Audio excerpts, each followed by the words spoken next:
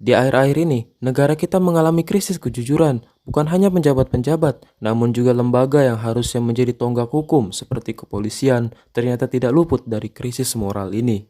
Stigma-stigma negatif ini ternyata bukan hal baru di masyarakat, bahkan sudah menjadi rahasia umum. Di media sosial, kita sering melihat komentar-komentar negatif tentang lembaga ini. Namun di balik semua itu, ternyata dulu kita pernah mempunyai sosok polisi jujur yang sangat terkenal. Beliau bernama Dr. Andes Hugeng Imam Santoso, atau lebih dikenal dengan Jenderal Hugeng. Saking jujurnya, nama beliau pernah dikutip oleh Presiden keempat Indonesia, yaitu Abdurrahman Wahid atau Gus Dur.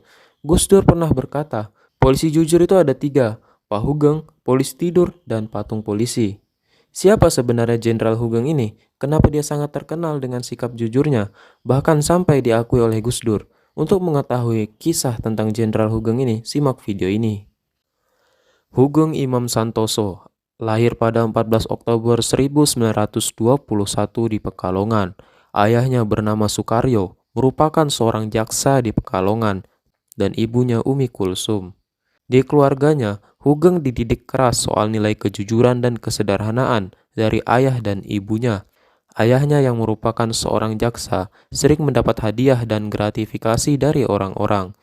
Namun ayahnya tidak pernah menerima hadiah itu walaupun perekonomian keluarga saat itu sedang tidak baik-baik saja.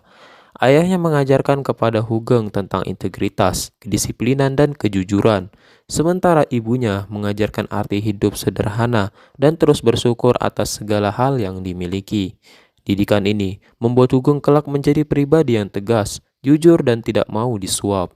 Pada tahun 1930-an, Hugeng bersekolah di HIS yang merupakan sekolah dasar di Pekalongan.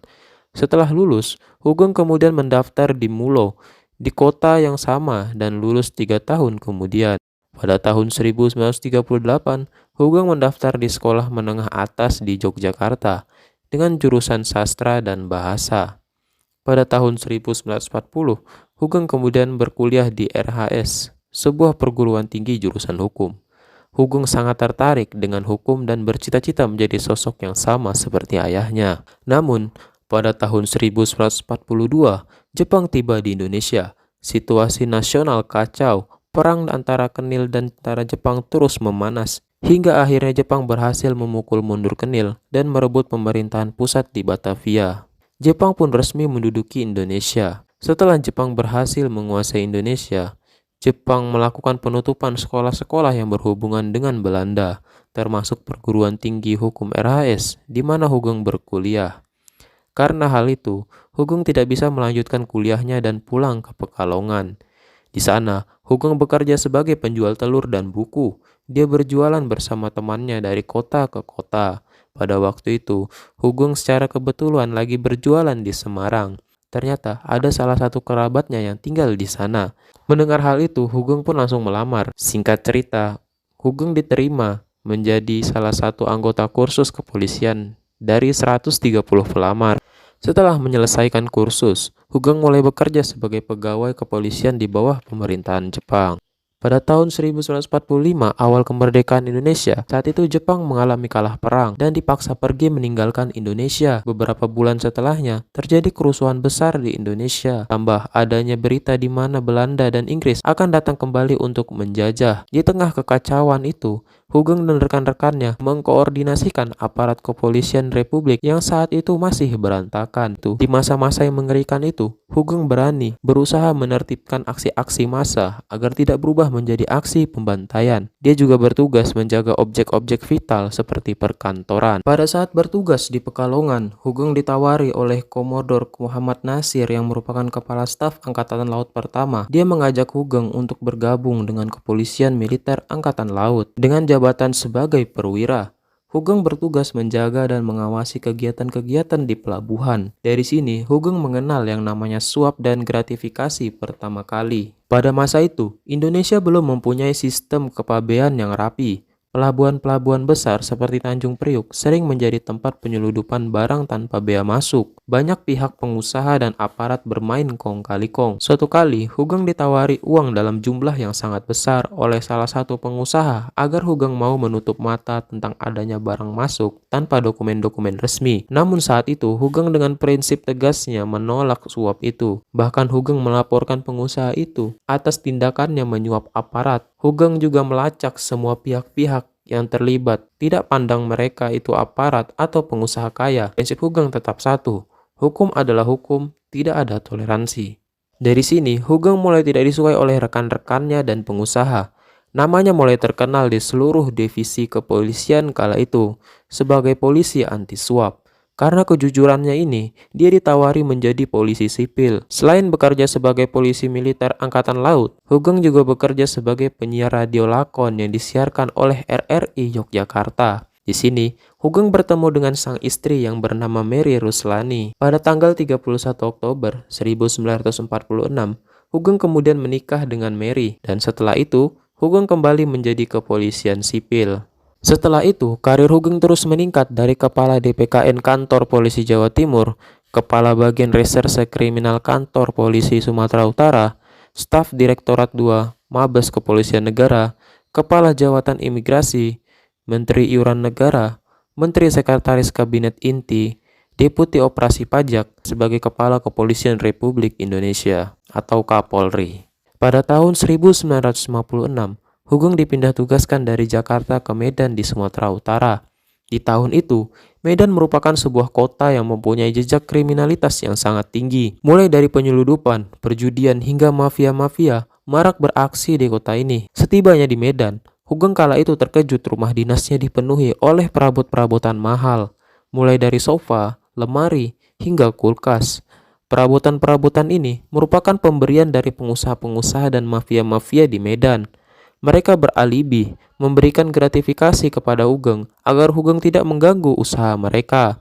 Hugeng yang melihat perabotan-perabotan mahal itu langsung membuangnya keluar dan membiarkannya begitu saja di jalan. Semua barang-barang tidak bertuliskan inventaris kepolisian akan dibuang. Saking banyaknya, barang kala itu butuh 2 hari agar selesai mengemasnya. Hugeng menolak tinggal dan memilih tinggal di hotel terlebih dahulu hingga rumah dinasnya selesai dikemas. Selama bertugas di Medan, Hugeng banyak mengungkap kasus-kasus perjudian di Medan yang ternyata dilindungi oleh penjabat-penjabat lokal masa itu. Tindakannya sangat aktif melakukan razia-razia kepada sindikat judi, membuat para bandar tidak bisa bergerak bebas lagi. Hal ini membuat penjabat-penjabat lokal tidak senang karena para bandar itu sebelumnya sering memberikan uang setoran kepada penjabat. Namun semenjak Hugeng datang ke Medan, uang setoran itu dihentikan. Selain kasus perjudian, Hugeng juga menguak kasus penyeludupan barang-barang mewah di Pelabuhan Belawan. Sikapnya yang berani memeriksa kapal-kapal membuat penyeludupan menjadi semakin sulit. Bahkan beberapa pelaku berhasil ditangkap kala itu. Saking banyaknya pelaku yang ditangkap, Hugeng pernah mendapat tekanan-tekanan dari atasannya yang mencoba melindungi penyeludup itu. Bukan hanya itu, Hugeng dan keluarganya pernah menjadi korban ancaman pembunuhan dari para mafia.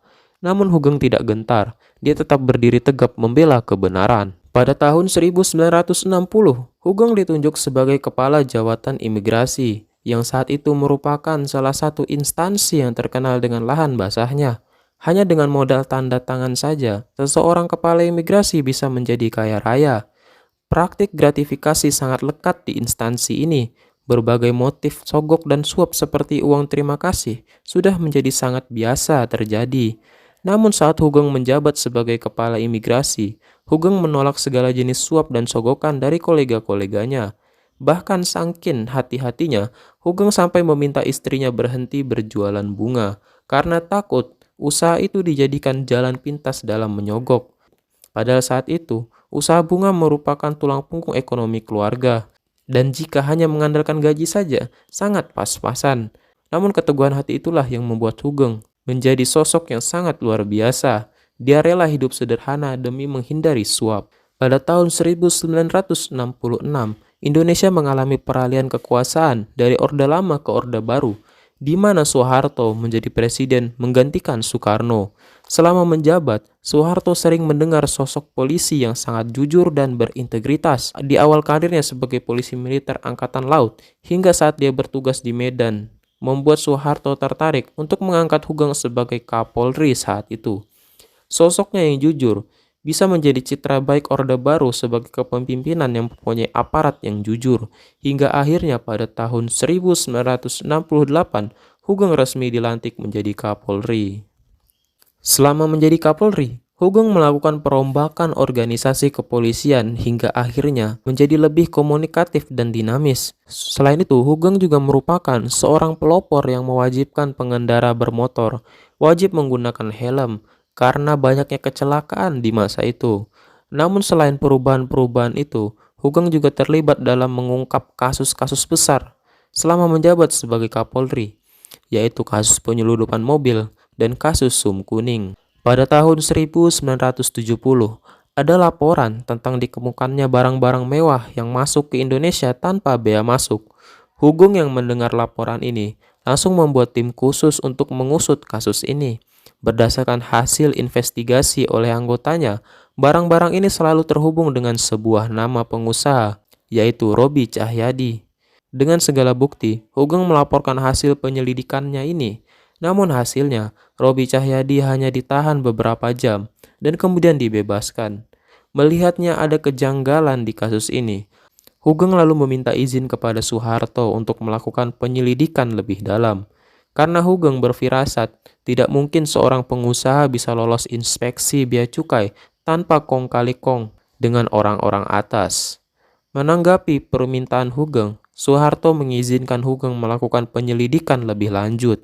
Dan betul saja, setelah melakukan investigasi lebih dalam, diketahui kasus ini menyeret nama-nama penting seperti Kepala Badan Intelijen Negara dan Kepala Bea Cukai Tanjung Priuk. Hugeng yang sudah memegang bukti yang sangat kuat bergegas ke rumah Soeharto untuk melaporkan hasil penyelidikannya. Namun ketika tiba di rumah Soeharto, Hugeng terkejut mendapatkan Robi baru saja keluar dari kediaman Soeharto. Merasa dihianati, Hugeng batal melaporkan hasil penyelidikannya kepada Soeharto. Hasil penyelidikan itu kemudian diserahkan kepada hakim. Hasilnya, Robi Cahyadi divonis penjara 10 tahun. Namun kenyataannya, dia hanya dipenjara 2,5 tahun. Di waktu yang bersamaan, saat itu muncul juga berita yang menghebohkan warga Yogyakarta, yaitu kasus pemerkosaan terhadap gadis berusia 17 tahun yang merupakan seorang penjual telur. Nama gadis itu Sum Maryam, atau dikenal Sum Kuning. Sum kemudian melaporkan kejadian yang dialaminya kepada kepolisian setempat. Beberapa hari kemudian, kepolisian berhasil menangkap salah seorang pelaku yang merupakan bos rental mobil.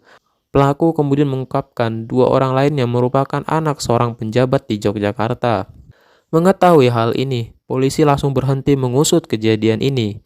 Namun berita tentang pelaku adalah seorang anak penjabat menjadi viral dan sudah diketahui masyarakat. Namun saat itu, polisi masih membantah dan berjanji akan terus menyelidiki kasus ini. Namun akhirnya, Sumaria malah mendapat perlakuan pelecehan lainnya. Dia dituduh memberikan kesaksian palsu, bahkan dituduh sebagai gerwani, dan ditelanjangi oleh kepolisian untuk mencari tanda palu arit di tubuhnya. Dia bahkan ditahan saat itu. Berita tentang kejadian ini akhirnya sampai di telinga Hugeng. Hugeng yang iba langsung berangkat ke rumah Soeharto untuk meminta izin menyelidiki kasus ini. Namun Soeharto saat itu menolak dan mengusulkan kasus ini diusut oleh Kom Kaptip. Hugeng yang mendengar jawaban Soeharto bingung. Namun kekuasaan ada di tangan Soeharto. Hugeng hanya bisa pasrah atas keputusan itu. Beberapa hari kemudian, Kom Kaptip menangkap seorang tukang bakso dan menjadikannya sebagai kambing hitam atas kasus Sum Kuning. Tidak tahan atas ketidakadilan, Hugeng berinisiatif melakukan penyelidikan mandiri. Hasil penyelidikannya ternyata menyeret nama perwira ABRI. Belum selesai menyelidiki kasus, Hugeng dipanggil menghadap Soeharto. Di situ Soeharto mencopot jabatan Hugeng sebagai Kapolri. Tidak terima atas pencopotannya, Hugeng bertanya, kenapa dirinya dicopot tiba-tiba? Soeharto mengatakan, Hugeng terlalu jujur hingga bisa menggoyangkan kekuasaan oligarki Soeharto. Soeharto mengatakan Hugeng tidak mempunyai tempat lagi di Indonesia. Untuk itu, Soeharto menawarkan Hugeng menjadi duta besar di Belgia. Tidak terima penghinaan itu, Hugeng memilih mundur dari Kapolri. Akhirnya, pada bulan Oktober 1971, Hugeng dipensiunkan oleh Soeharto dengan alibi peremajaan. Dengan wajah sedih, Hugeng pulang ke rumah dan bersimpuh di paha ibunya. Hugeng berkata, "Maaf Bu, saya sudah tidak punya pekerjaan lagi." Untuk melanjutkan hidup dan nafkah keluarga, Hugeng bekerja sebagai penyanyi lagu Hawaiian dan menjual beberapa lukisan. Dia sering ditampil acara dan siaran TVRI selama hampir 10 tahun. Di masa tuanya, semangat keadilan Hugeng ternyata tidak pudar. Hugeng bersama dengan tokoh-tokoh nasional lainnya seperti Aha Nasution, Adam Malik, M. Natsir, dan lain-lainnya dalam petisi 50. Sebuah gerakan yang mengkritik kebijakan Soeharto yang sudah melenceng dari nilai-nilai Pancasila. Namun Soeharto menganggap kritikan itu dengan sangat keras. Soeharto mematikan hak-hak perdata para anggota petisi seperti Hugeng, yang membuat Hugeng dilarang tampil di TV dan dilarang hadir dalam ulang tahun Bayangkara. Bahkan saat melakukan pinjaman modal, Hugeng akan dipersulit. Di tengah himpitan ekonomi, Hugeng terus bersabar dan berusaha hidup sehemat mungkin. Bahkan saat itu, Hugeng dan keluarganya kehabisan beras dan uang pensiun belum cair, membuat mereka sekeluarga harus menahan lapar. Hingga akhirnya, pada tahun 2004, Hugeng meninggal dunia akibat stroke dan serangan jantung.